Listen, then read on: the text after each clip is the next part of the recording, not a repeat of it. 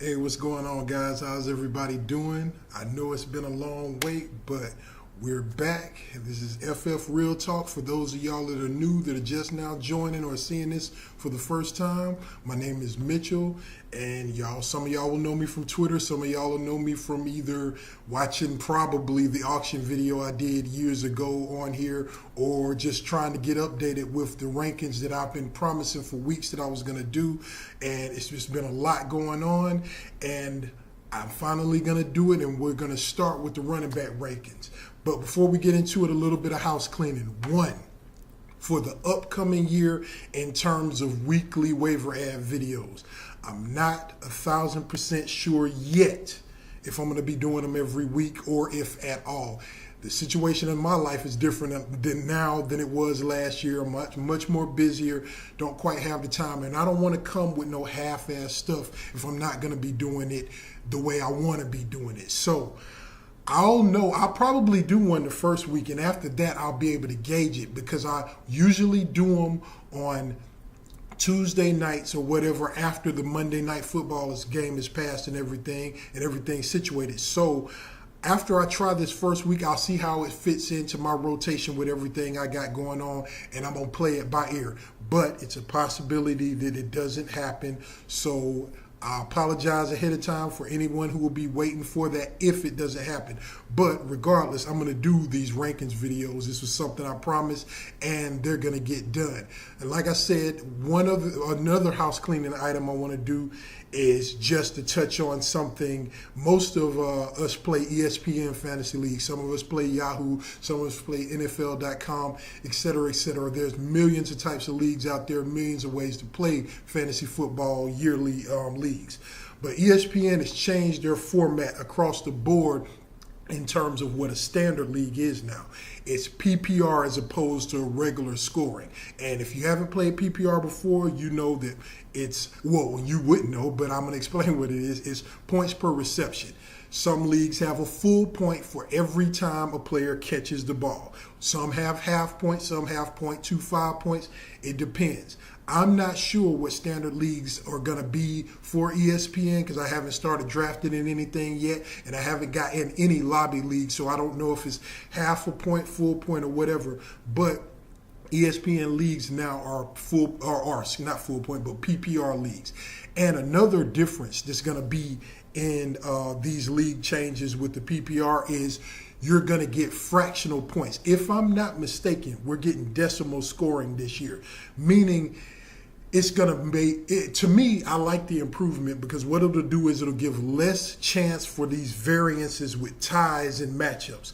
A lot of matchups will end the same score. If you have a player that got 9 yards, maybe you'll get 0.9 points as opposed to nothing. If the way the regular way was, you got to get 10 to get 1 point. So fractional points is going to make a big difference in cutting down some of these ties and just rewarding all things that's done on the field. So I'm all for that. And like I said, this first video is going to be about running backs. One thing I want to address, some of y'all know me from back in the first year I started doing this. I said religiously I try to avoid handcuffs. But in this year, running backs, it's so many question marks. A few of the studs have injury issues. A few of the studs, one of them the main one, is suspended for possibly up to 6 games.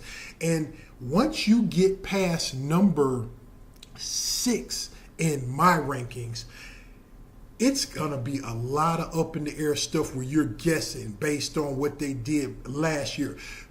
Recency bias is more in the running back rankings than I've ever seen it in at least the last 5 years. So it's really hard to do these rankings that I did right here. But I put my best effort into it. And what I'm going to do is same format as last year. I'm going to talk about 4 or 5 situations. I'm not going to go through this whole list, but I will post it down here in the description in the video, as well as I'm going to post it on my Twitter page. I'm going to post a JPEG of it.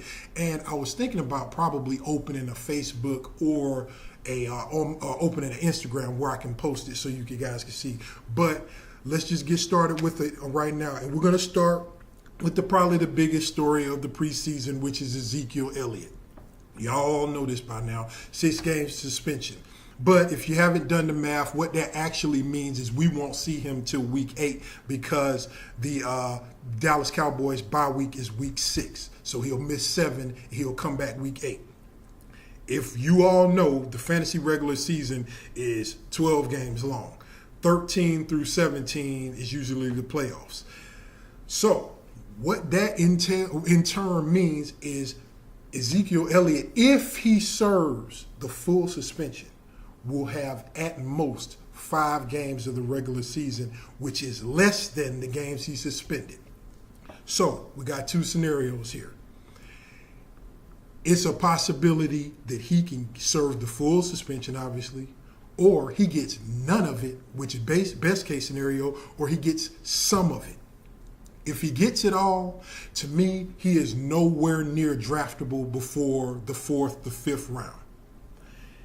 If he gets some, let's say he gets 3, he becomes like how Le'Veon Bell was last year.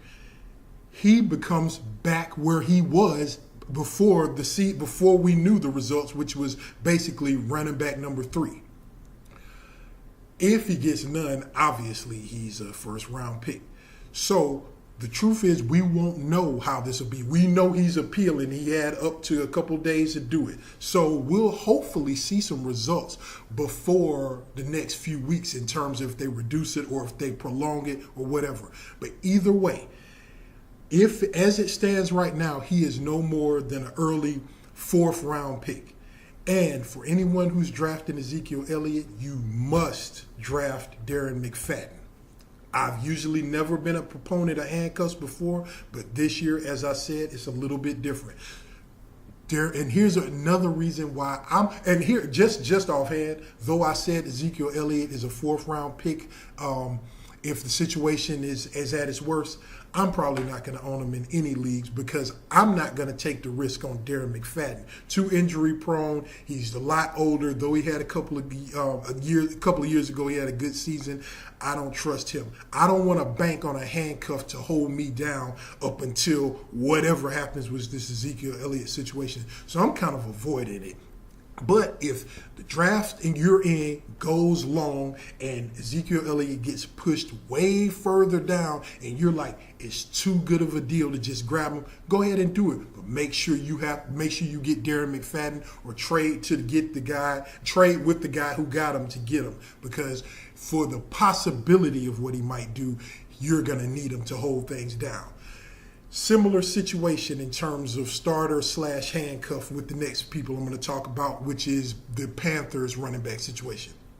Christian McCaffrey, to me, he is being drafted far too early. I don't understand how people are taking him this early with Jonathan Stewart still in tow. Jonathan Stewart had a decent last 2 seasons, and he's not going anywhere.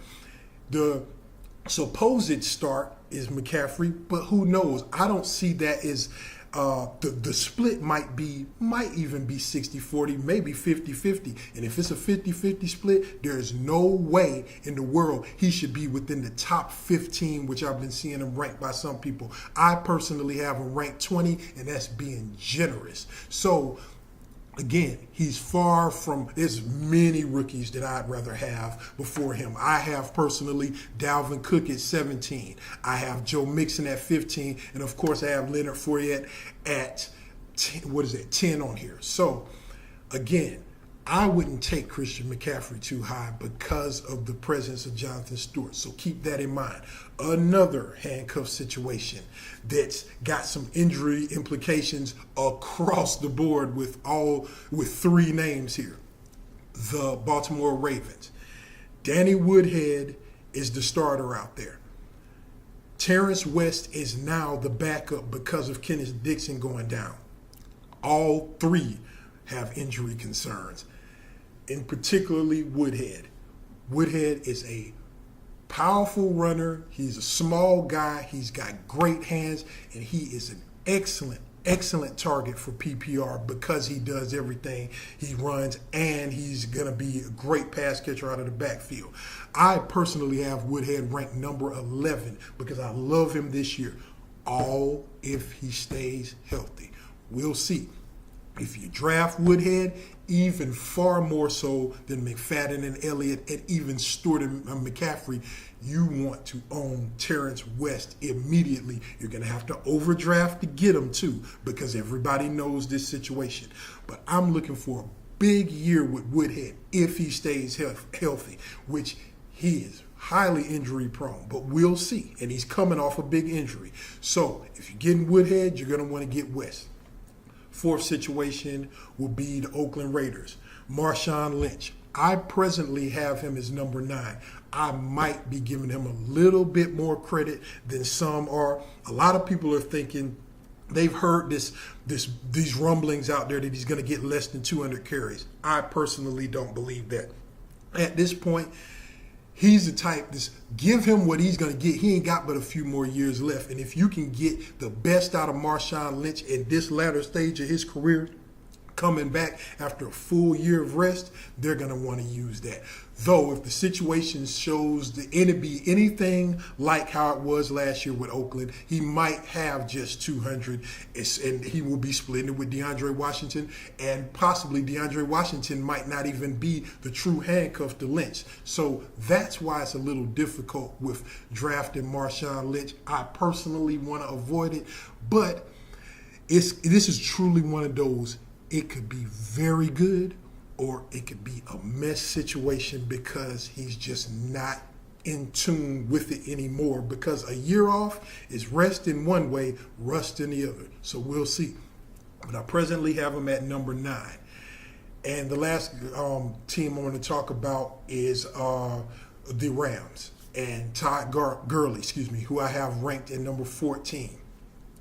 Anyone who owned Todd Gurley last year was in a nightmare situation. You had to risk a top 5 pick to get him, and you got nothing from him the entire year. 2 plays the whole season over 20 plus yards. 2. It's quarterbacks that have more than that. Terribly disappointing. That offensive line is despicable. And you know what? It didn't improve at all. So with his talent, he gets the 14 ranking, but I don't want any part of him at all. And the only thing that just recently happened is the Sammy Watkins thing. It improves the situation some. Now they have somebody who they can truly key in for much more than Tavon Austin. Much more talented guy. But check this out. You know what Sammy Watkins is. More injury prone than anybody I've mentioned today. So that's either here nor there. Todd Gurley's situation did not improve markedly enough for him to be granted anywhere near drafting early as he was last year. So this is another person who I probably will not own. I presently have him ranked at 14, but again, you just want to wait to see how things fall in the draft before you make any move. There's no impossibility in drafting. It's all about the room. So, and a few people asked me, about where I had some of these rookies ranked. The highest one I have, number 10, with Leonard Fournette. I have second, Joe Mixon, which I honestly feel is going to do possibly better than Leonard Fournette overall this year. I got this feeling. I really, really do. And I can't explain it. It's not really tangible because of his third string depth chart ranking. Not ranking, but placement right now. But we all know he's going to overlap Giovanni Bernard, and he's definitely going to overlap Jeremy Hill. It's just a matter of time. But I love his prospects for the year. I'm looking forward to owning Joe Mixon in a lot of leagues this year. Number 17, I have Dalvin Cook. Same situation. He's in a nice little situation in Minnesota. The quarterback situation is the same. It's not going to be anything with Bridgewater, so they're going to need him. And if he shows any more of the talent than the players that they used last year, it's going to be an improvement there. So I'm looking for Cook to do some stuff too. And then again, we've already talked about McCaffrey. But the ones I've got my eye on are Dalvin Cook and Joe Mixon, even more so than Leonard Fournette. So that's the end of the running back video. Again, I will be posting the actual ranks at the bottom of this description here, and I'll be posting it on Twitter. So hope you enjoyed that, and we're going to get straight to the wide receiver video in a second. So y'all have a good one. All right.